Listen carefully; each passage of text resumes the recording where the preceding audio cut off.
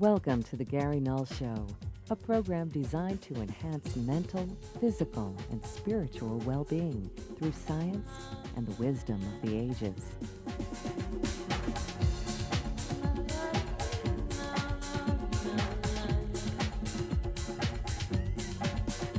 Let us take you on a journey of empowerment. Sit back, relax, and get ready to change your life for good.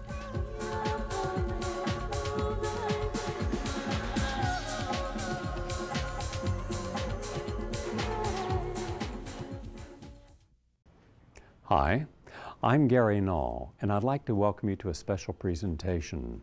This is a part of our series on self-empowering, helping you to find the answers that you need to make the adjustments in life so you're living a happier life, a healthier life, and hopefully in the process meeting all of your needs.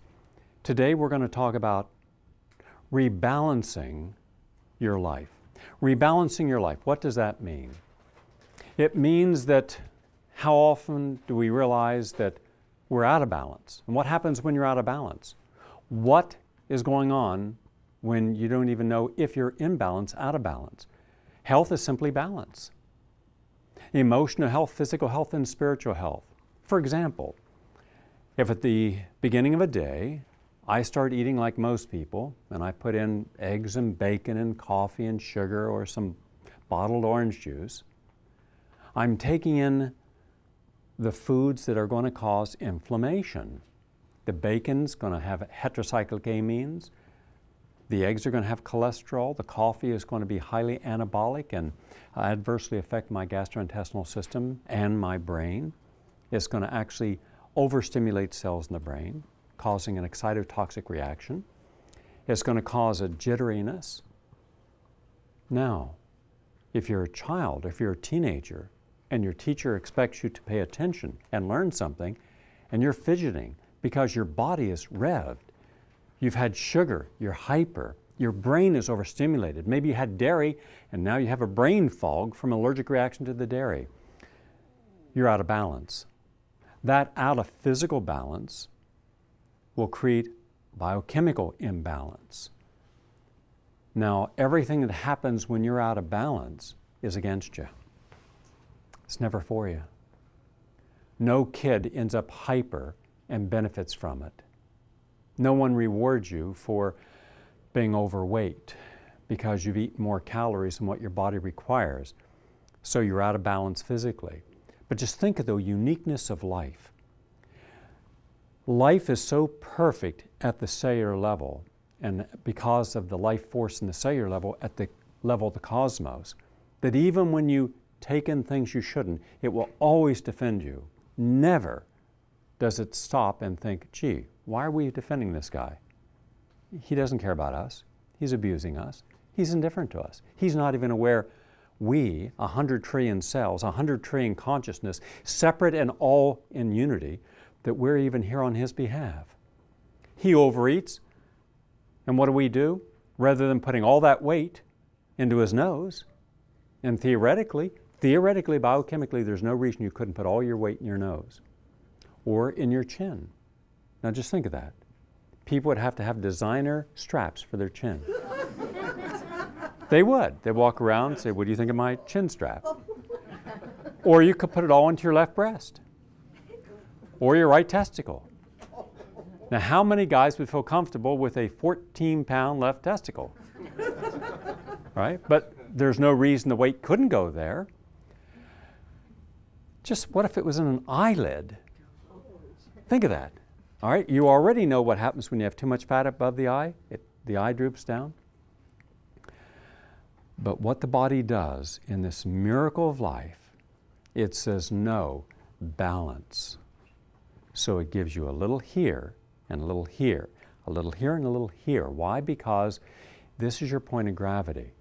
And as long as your point of gravity is in balance, then you're not going to fall over one side, front, or back. Now think of that. That in itself, if nothing else you ever learned about the body will always create balance. You never get disproportionately fat. Always because you need balance. That's something you were not taught. And that's something that the body cannot learn. It had to know it. When you don't take in enough calcium, it tells the kidneys not to secrete too much calcium. It also adjusts sodium levels. In fact, every second of your life, your body is adjusting your biochemistry based upon what you've done to it. And more often than not, what we've done to it are things that don't help it or complement it. It goes against it. When you smoke a cigarette, when you drink alcohol, the body rushes a whole army of antibodies and other defenders in from your immune system to try to protect and rebalance. That's how wonderful the human body is. Now, if we understand that balance is the key to life, then look at every part of your life and say, what parts of my life are out of balance? Because anytime there's something in your life that's out of balance, you're going to have a problem. When you spend more than what you make, you're out of balance. When you take more than what you give in a relationship, it's out of balance. When you've given more than you've received, you know it, you feel it, right? You feel that someone's selfish, that your needs are not being considered. Am I right? Now, that creates an imbalance. And what happens is the first thing that happens when there's imbalance, you try to recorrect it. Have you ever been nodding off and suddenly you jerk yourself back? You try to create balance because you felt yourself losing your balance? So when there's something wrong, when our relationships or the environment we're in, if there's too much smog outside, we close the windows, right? If the water is dirty, we try to drink bottled water or filter it. If our body gets too dirty, we try to wash it. Everything we do tries to compensate for the lack of balance in our existence. But we have so much imbalance that we begin to take it for granted. But the body doesn't take it for granted. The mind doesn't take it for granted. It's always working, looking at how can we rebalance the situation. So if we start with the idea that mental health, physical health, and spiritual health are based upon having balance so that the best you could be and the best that you have been allows you a dynamic. Never the worst. You can't have the worst and have balance. Then all you have is dualism. You've been good, you've been bad, you've been happy, you've been sad, you've been positive, you've been negative. That's not balance. And yet that's what most people think is balance. It's not. And most people think of balance based upon moderation. Well, moderation. No, a moderate amount of sassiness, a moderate amount of sarcasm, a moderate amount of negativity, a moderate amount of racism, a moderate amount of sexism is unacceptable, isn't it?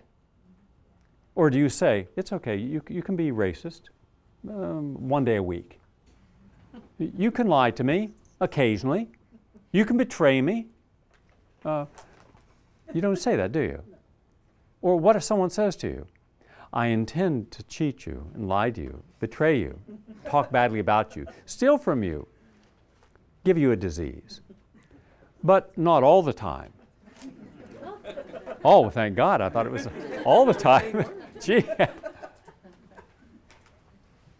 You would then say, I don't want this, I don't need this, because you would intuitively know that it's going to cause problems. And once you start that problem, it's not going to get better, it's going to get worse. Because once something's out of balance, it always gets worse. And generally, the only time we pay attention to anything is when it's crashed. We almost have to break down to break through. We shouldn't, but we almost do. Look at how many times people refuse to clean up their act until they have been forced to. Till suddenly they're in front of a judge saying, I'm sorry I beat this, or I'm sorry I stole that, I'm sorry I got drunk, and it won't happen again. Well, why did it have to happen at all? Why? Why? Because even on a mental level, we're not honoring who we are. And until you honor the real self, you're going to think in an imbalanced way. How can we change this? How can we create ideal balance in our lives so everything flows, and I mean flows effortlessly, and it will. When you're creating effort towards something, it's almost always because you're out of balance. When you're in balance, things flow. There's a movement. Everything flows when you're in balance. Your mind flows, your body flows, your spirit flows. You don't have to think about being nice, it just flows. You don't have to wonder who you're going to be nice to. everybody gets the benefit of your niceness, your love, your respect. When you have to wonder, well, should I help? No, should I be kind? Should I extend? Then you're in conflict still. So where do we begin this journey? We begin it with a series of questions. I'll give the question, but you must provide the answer. And if everyone in this audience, every single one of you, had a different answer, you could all still be correct. 1. What would change if you were defiant? For one generation, it was James Dean. Another, it was Marlon Brando. There have always been those in our society who have stood out because they have refused to toe the line. They have been defiant. Now, it's one thing being defiant simply to draw attention to yourself, or to be an exhibitionist, or an exaggerator. It's something else to be defiant because you have a principle to which you are honoring and you're not willing to compromise that principle. But our society keeps telling you to compromise on essential principles. Well, what if you chose not to? What if you chose to be the one that was defiant? What would change in your life if you were defiant? What wouldn't you support any longer if you were defiant? What wouldn't you do anymore if you were defiant? Choose something you can be defiant about and then draw a line and say, no more compromises. No more. Every year on New Year's Day, I take a very careful look at all the people in my life and I ask myself, do I deserve to be in their life? Do they deserve to be in mine? What are we sharing? And how often has it been positive at the beginning and then it gets progressively worse because a person starts revealing all their dysfunctions and their damaged souls to you, and next thing you know, you're just another caregiver for another, hopeless wreck who's using the relationship to unburden themselves on you. Sound familiar? Yep. Yeah. And the rest of you are liars. Because more often than not, that's what people share. Well, if I'm defiant in such matters, I will say, do not bring your garbage and dump it on my psyche. All right? You want to bring your ideas, you want to bring your energy, you want to bring love, you want to bring thought, fine. If you're in an absolute crisis and you need my help, then if you ask for it, better pay attention to it, because you can't ask for my help, deny its virtue, and then come back and plead your case again. All right? It's the repeat offenders that bother us, right? The same phone calls. Yeah, call me tomorrow, waste more of my life. It's worth nothing. I'll listen to you. Oh no, try calling and waste my life. No, doesn't work. But think how much your life you've given to people. That creates an imbalance in your time. Now you only got 24 hours and you're just giving time to people who are not going to honor it. But because of the nature of the relationship and because of guilt and shame and insecurity and uncertainty, we're bounded all around in these rituals of trying to save those who don't want to save themselves. So partly we're trying to redeem our own life by how much suffering we take on from other people. That doesn't make any sense to me. Why not be around people who are happy, who are healthy, who are positive? Is it that these people don't exist? Oh yeah, they exist. But you have to demand it. You have to project it. You're only going to get what you project. When I was told that I was no longer appreciated or wanted on non-commercial radio station, I said, that's all right. And I immediately put the energy out to the universe. I projected the universe that I'm going to continue sharing, and I want to connect with people out there who will understand and share with me, not against me. And immediately I connected like that. From all over the place I got calls. Everywhere calls came in. Gary, let's do this, here's this, here's this. I was just on an airplane yesterday to Los Angeles talking with people. I was in Boston. Every day I'm going places to talk with people because suddenly they say, well, now you're no longer associated with that negative energy. Now you're opening yourself up to positive, because remember, you can't connect to two things simultaneously. You can't be happy and sad. You can't be positive and negative. You can't be honest and dishonest. So look at your life and say, what have you connected to up to this point? Because that is part of the problem. Learning how to separate yourself from what you no longer want to be associated with so you're free and open to associate with something that you truly want. Now forget the past. People make a complete occupation over digging through their past as if they are emotional archaeologists looking for the remnants of some broken relationship and some dysfunction that they can understand, and then they put on their anthropologist hat to see if they can define these times in our life. What if we simply accepted that today forward we live? I can't do anything about anything that's happened in my past, but I sure can do something about right now, today, right? You can too. If you acknowledge today, well, what do I want today? I'm going to be defiant. I will not abuse my body. Defiance.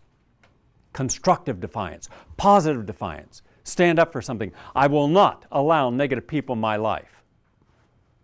I will not abuse my body, mind, or spirit. Now, I'm going to be defiant about it. I don't care what test I'm given, I'm not going to fail that test. Because if I do, I will be out of balance. And what happens is this. We look at what we can't control in our lives, and then we think, my God, I can't control anything. I can't control an election. I can't control my neighborhood. I can't control the weather. I can't control the economy. I can't control other people in my life. So I can't control anything. Then that lack of control creates an anxiety, and the anxiety then causes anger because we're almost always angry at something first. And when the anger doesn't do any good outside, then we implode inside. The anger comes in, almost an inner rage at what we have not done. And how many times have you had the same argument over and over and over again in your mind? What you should have did, should have said, would have, could have, didn't, and you didn't. Right? We've all had these discussions in our mind, trying to recreate in our mind what we didn't create when the moment was at hand. Right? And then that ends up going to resignation. What am I going to do? I can't do anything. And resignation becomes apathy. And apathy is when you just give up, and that becomes despair, and from despair you get depression. So instead of dealing with depression by reversing the process, we take a tranquilizer to numb the pain so we don't feel it. Am I right? Yeah? So even trying to rebalance, we create more imbalance, and the person now is no better off than what they were, except they're not as expanded in their from a hyper to a depressed state. Instead of saying, okay, what can you control? Let's start with that. All right. Well, how about learning number 2, which is, when do you say yes when you really mean no? Or when do you say no when you should have said yes? Now think of all the times in life that you just weren't confident enough, or open with yourself, or you had a good enough self-esteem, or you felt that you were complete enough to take opportunities in the moment they occurred. Instead, you let those moments go. You said no. Or when you said yes because you were expected to say yes. Someone kind of convinced you that you had to say yes.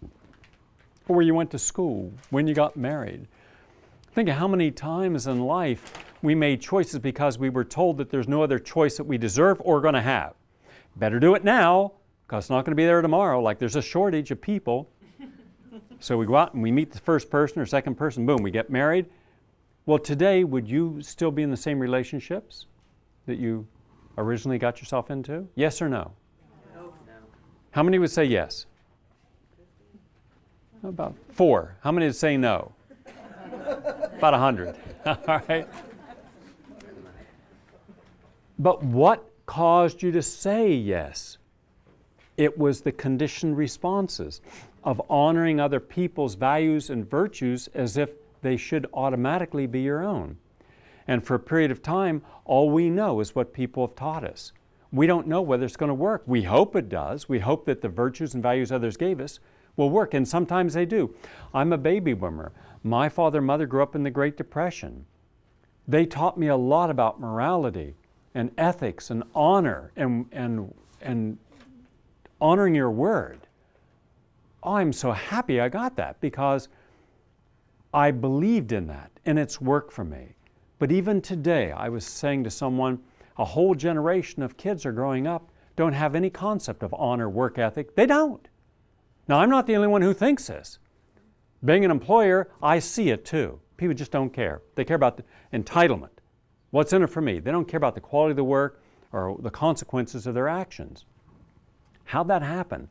Because my generation, unfortunately, did not give the same virtues that our parents gave us, because we never had to suffer like our parents did. We hadn't had a 12-year depression and a 4-year war, but they did. They didn't need everything that we have today to be happy. With a lot less, they were a lot happier. As a result, a whole generation has missed the input that we received. And you know, you wake up one day and you're 40 or 45 or 50 or 55 and you think, wow, am I glad that I've gotten what I have? Now maybe I should really pay attention and self-actualize it all the time. And that's when you begin to think very carefully about what you're going to say yes or no to. Think about it and ask yourself, will saying yes or saying no bring back balance? And with balance comes the energy of balance. And surrender imbalance, and with it surrender the negative energy of imbalance. So you're surrendering one energy and bringing in another. Bring in the positive, surrender the negative. No matter what's happened in the past, I have a right to start over today.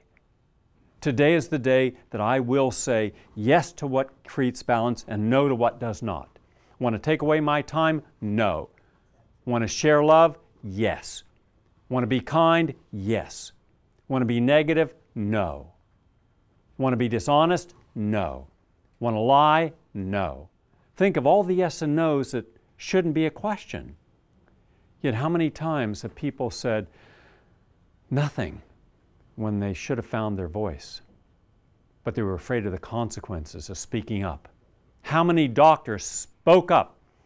700,000 doctors, and how many of them spoke up for the few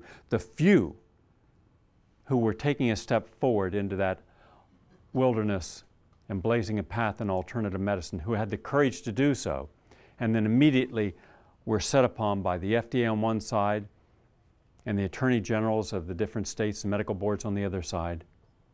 They were ambushed from both sides, and they weren't prepared for a fight. These were peacemakers, not war makers. And so they were helpless. They had the interest of the patient at heart. They had great character and courage. And the public watched with dismay and stayed indifferent. And their colleagues, cowards that they are, were hiding in their insecurity. Well, if I step forward and say something, I could be a target. There will be a time in their life when they have to come to grips with the consequences of their silence. So when you know that you have to speak up on something in order to maintain your balance emotionally, do so. Because being silent in the face of apartheid, racism, sexism, or any form of human rights violation is wrong. And I don't have to tell you that, but that's what it is, and we have to find the courage to say no. And right now as a nation, we can't find that courage. We're letting very misguided people who themselves have the wrong virtues make choices for us when we should have the courage to make my own and your choice. Next, number 3.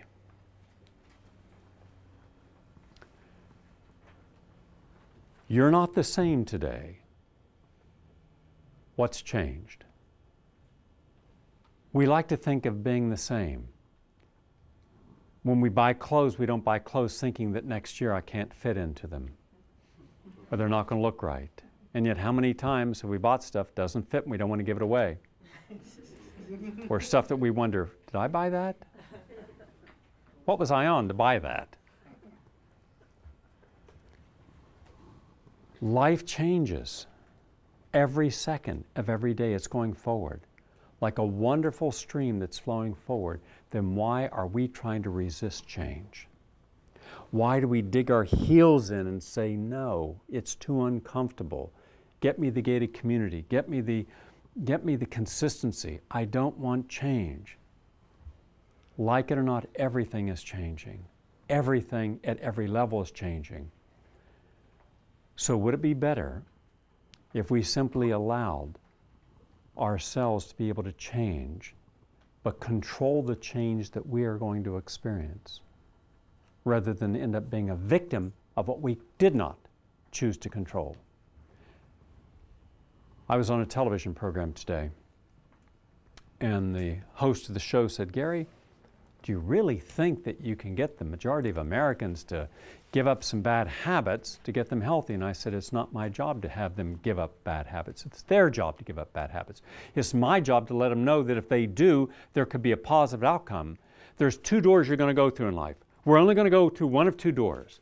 You're going to open one door, and all you're going to have is you're going to get older. You're going to go through multiple pauses, menopause and andropause. You're going to have a brain pause and a thyroid pause. You're going to have a prostate pause. All these pauses where the body begins to slow down. The biochemistry changes. You're going to see it. It'll be almost imperceptible, and then it'll start catching up. And then you'll become more and more prone to diseases of this process. And so when you look down, you don't have to be a clairvoyant to see what's going to be the outcome. Sickness, disability, diminishment, and then death. And whether it's over 20 years or 40 years, it's still going to happen. And one of the bad things is that now, on the one hand, women can reasonably expect to live in the next, let's say in the advances we're making now, probably another 30 years. Hope you've enjoyed it. I'll see you next week.